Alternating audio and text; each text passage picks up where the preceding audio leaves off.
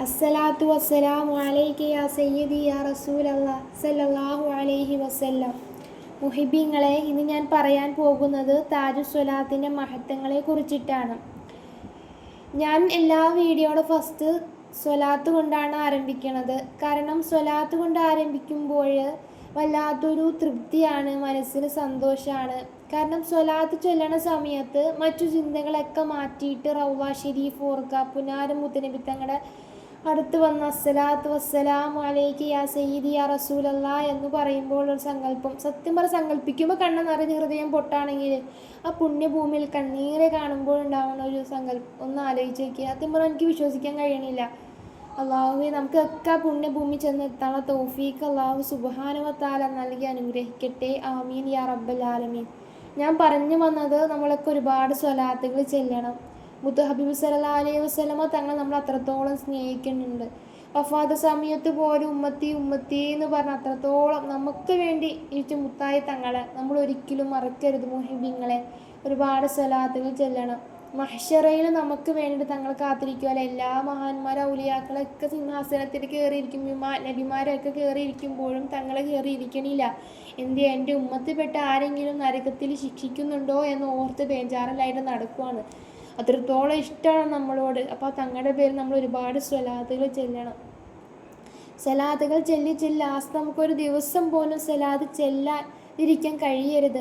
ഇത്രയും ലഹരി ആ ഒരു അടിമ അത്രത്തോളം ആയിരിക്കും. നമ്മൾ വല്ലാതെ നമുക്ക് ചെല്ലാൻ കഴിയാത്തൊരവസ്ഥയാവണം. അങ്ങനെ എന്നും നമ്മൾ ചെല്ലണം. ഒരു 100 സ്വലാത്തെങ്കിലും കുറഞ്ഞ് ചെല്ലണം നമ്മൾ, ഇൻഷാ അല്ലാഹ്. അങ്ങനെ നമ്മൾ മുത്തായി സ്വലാത്ത് ചെല്ലുമ്പോഴെന്ന് വെച്ച് കഴിഞ്ഞാൽ മനസ്സിന് വല്ലാത്തൊരു സന്തോഷമാണ്. മുത്തനബി തങ്ങളോടുള്ള ഇഷ്ക്, തങ്ങളായിട്ട് വല്ലാത്ത അടുപ്പുണ്ടാവും, തങ്ങളോടുള്ള ഇഷ്ക് കൂടും. ഇനിയും ഒരുപാട് സ്വലാത്തുകൾ ചെല്ലണം എന്ന് ആഗ്രഹം തോന്നും മനസ്സിൽ. മനസ്സ് വിശാലം, സന്തോഷമാവും. വല്ലാത്തൊരു, നമുക്ക് പറഞ്ഞാൽ മനസ്സിലാവില്ല.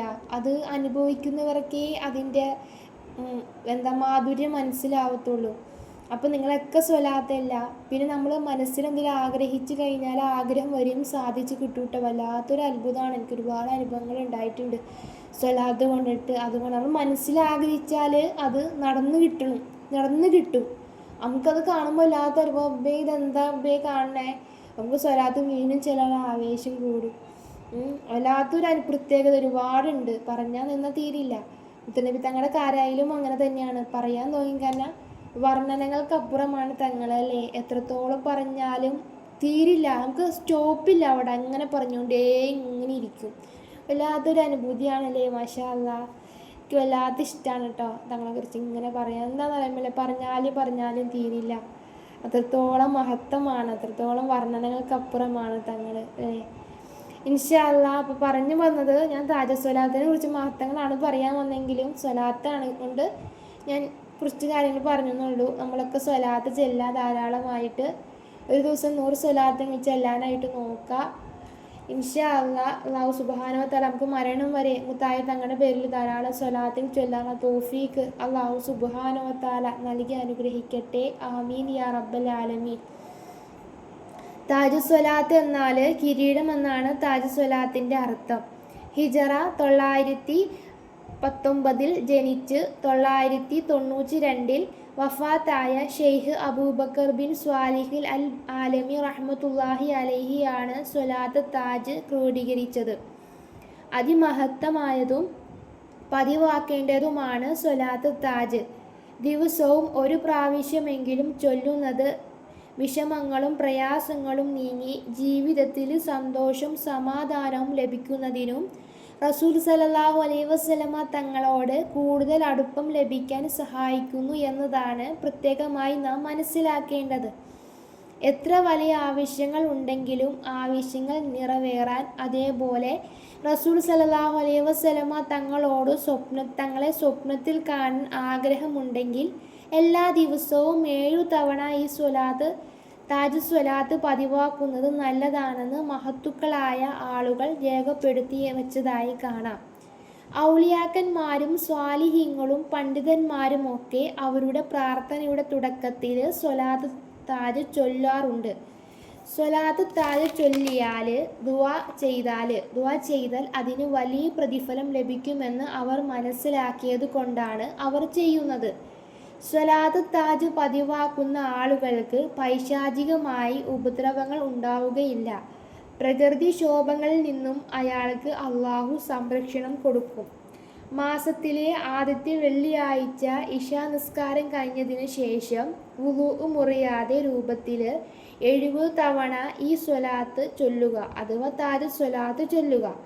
അതിനുശേഷം ആദ്യത്തെ വെള്ളിയാഴ്ച ഈ രൂപത്തിൽ സ്വലാത്ത് ചൊല്ലിയതിന് ശേഷം തുടർച്ചയായിട്ട് 11 ദിവസം കൂടി ഇങ്ങനെ സ്വലാത്ത് ചൊല്ലിയാൽ റസൂൽ സല്ലല്ലാഹു അലൈഹി വസല്ലമ തങ്ങളെ സ്വപ്നത്തിൽ കാണാൻ കഴിയും എന്നതാണ്.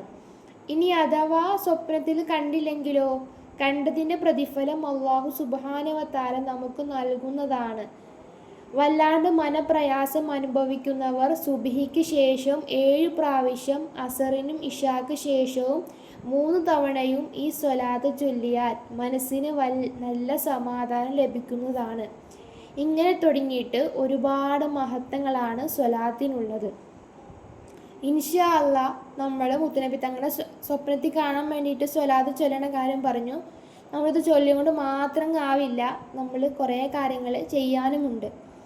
നമ്മളെല്ലാം ഹറാമിൽ നിന്നെല്ലാം പിന്തിരിഞ്ഞിട്ട് തെറ്റുകുറ്റങ്ങളെല്ലാം നിന്നും നീങ്ങിയിട്ട് സുന്നത്തുകളൊക്കെ തങ്ങളുടെ സുന്നത്തുകളൊക്കെ പിൻപറ്റി ജീവിച്ച് നല്ല റാഹത്ത് സന്തോഷത്തോടു കൂടി എൻ്റെ മുത്തായി തങ്ങൾ എനിക്ക് ഇനാവിൽ കാണാൻ മതിയായ ആഗ്രഹം മൂലം ചൊല്ലിയാൽ തീർച്ചയായിട്ടും കാണാൻ കഴിയും. അല്ലാണ്ട് ഹറാമുകളൊക്കെ കണ്ട് ചുമ്മാ ഇരുന്ന് ചൊല്ലിയാൽ നമുക്കൊരിക്കലും കാണാൻ കഴിയില്ല കേട്ടോ. ഹറാമ് കാണുന്ന കണ്ണിന് തങ്ങൾ വരില്ലല്ലേ.